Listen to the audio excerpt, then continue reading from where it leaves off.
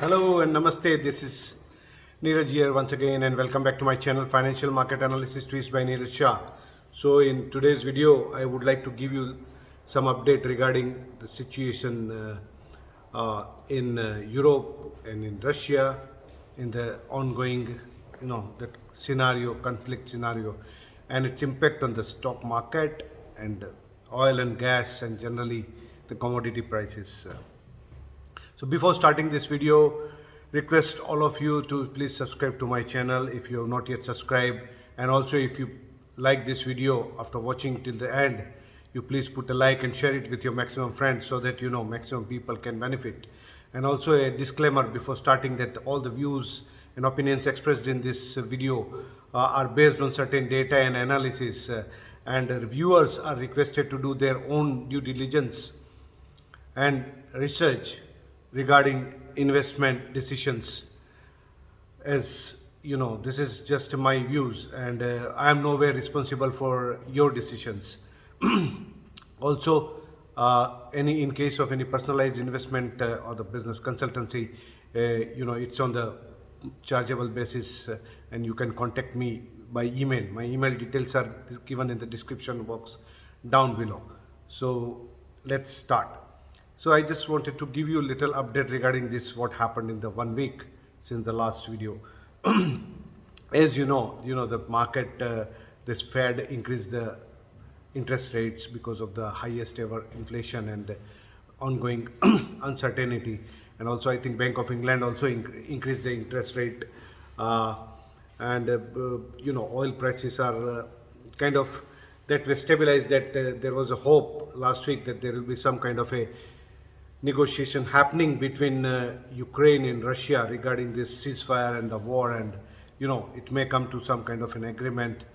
But if you remember, I had told that this is not going to happen as per my understanding of the view on the ground situation, because there are a lot of geopolitical reasons, because this Ukrainian president, he keeps on changing his goalpost, and it seems that he's not interested in ceasefire. He wants to show to the world that this gory kind of violence and war, what is happening, it is even though it looks very terrible when somebody says that it is beneficial, but it looks like it is beneficial for him, and in the long run, that's what he believes so.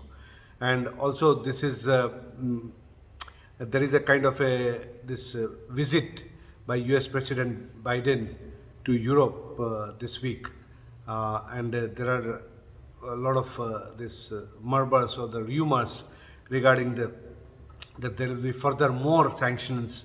I mean, there is, even though there is not a tool left to sanction anything more on Russia, but still there are kind of this pressure tactics and all this media, all this so-called propaganda media in the West.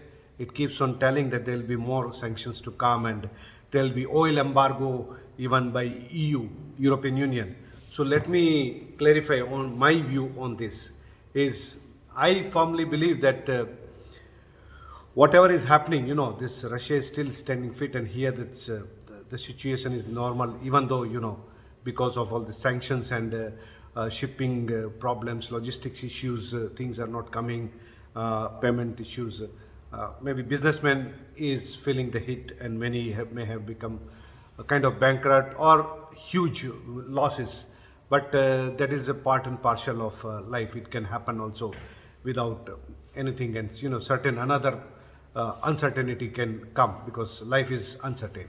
So having said that, I believe that this European Union, whatever the tactics this US president is trying to pressure European Union in agreeing to complete ban on Russian oil, or the embargo on Russian oil, is in my view is not going to be feasible as of now.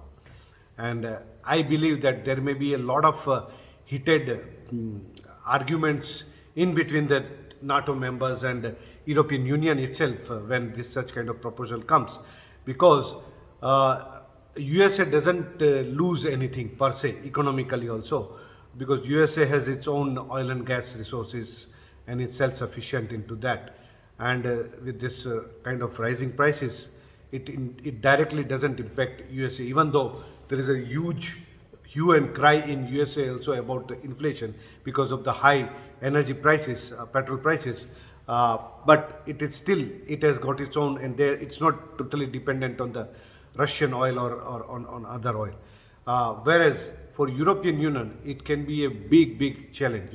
Overnight, as I keep on telling in my videos, that this is not some kind of a chai or coffee that, okay, this shop is closed, or this brand is not available, I will buy another brand because I will go to other shop, because it doesn't happen. It involves a lot of infrastructure, lot of backward infrastructure, lot of front load infrastructure in terms of tankers, shipping, in terms of the pipelines, and that kind of infrastructure, in terms of the tanks, storage. So it overnight, it doesn't replace any other alternative sources. And also, because if you remember, even though Britain had told that we are also going to completely ban Russian oil, importing Russian oil, along with the USA when the war had started, when this conflict has started. That time also, that there was this small footnote was there, that by the end of this year, means by 2023, we will completely ban Russian oil. But till that time, means in 2022, till the end of this, they will continue to import this oil.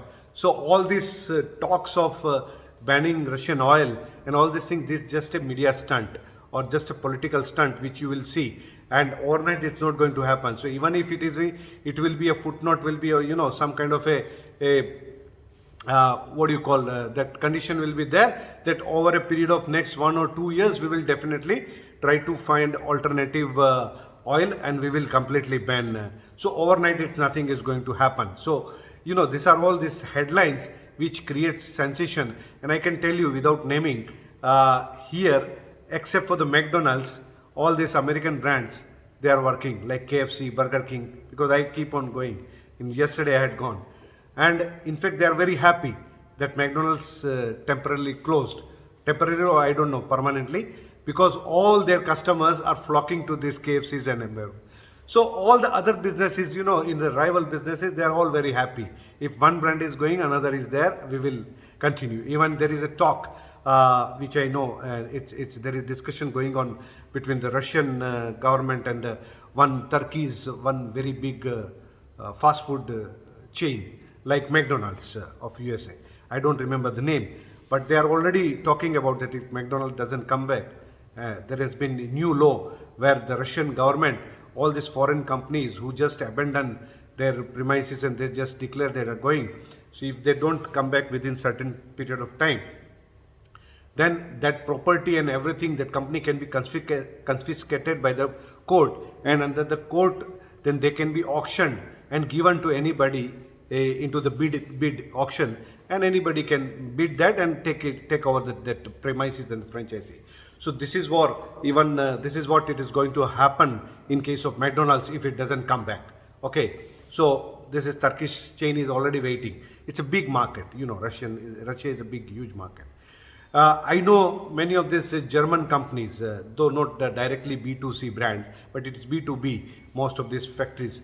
They inaugurated factory also last week, because I had been witness to one of these German companies' inauguration in a special economic zone area, the plant, on last week.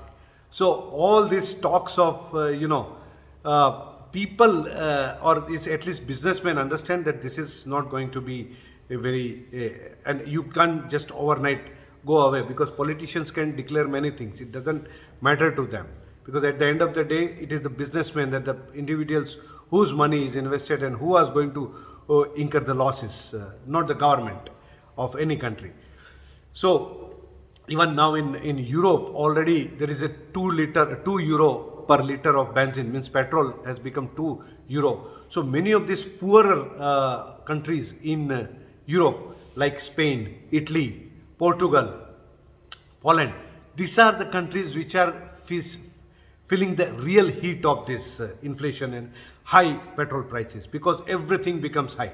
And also there are a lot of already in the supply chains and in the stores, many of the oil, sugar, edible oils, what do you call the grains, it's not available. In Spain it was, I was seeing some of these photos, and it was showing that it's not because of this prices, but because the petrol prices has gone so much high, €2 per liter in most of the Europe, that truckers strike has happened, that they cannot afford this kind of a price, and that's why they have stopped transporting, and that is what also is creating a lot of deficiency or the unavailability of this supply chain disruption, and the prices are going up. So many of these small and poorer countries of Europe is facing the real hit of the public, and politicians can keep on talking, but they cannot afford to continue to do this for long, because at the end of the day that elections will be there, like in Europe, in France. I think it very soon the general election of the presidential election is there. In Hungary also the presidential election is there. So there will be a lot of talks now going towards the domestic issues, and this kind of, this kind of a conflict between Russia and Ukraine will be kind of put on the sidelines. And even though Biden may try to push and all these things, what my understanding is that there may not be much except for the announcement can happen, many announcements, but on the real ground situation may not change, because Europe itself is facing the real difficulties of shortages of fuel, and also the high price of fuel, and across the board higher inflation. So this is, if they do it something like this way more, then the prices will shoot up much more, just in the anticipation that this will happen. So oil and gas prices may shoot up even much more than what is there. So this is, in my case, it's very uncertain, because every day some new statements is coming. Ukraine is changing its goalpost every day. They are not actually willing to negotiate.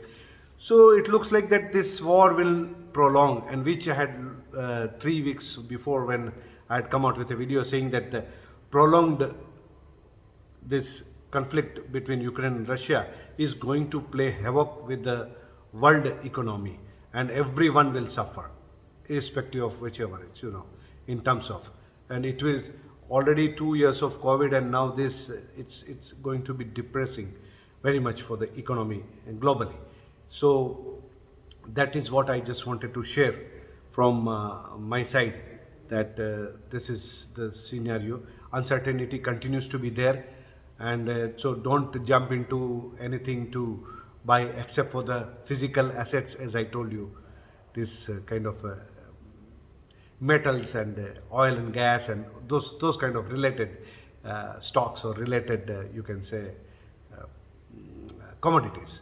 But don't jump into the market as of now. Uncertainty lingers on, it continues. That's it from my side, and ciao from Neeraj from Moscow. See you once again next week with some new ideas, and till then, ciao and love.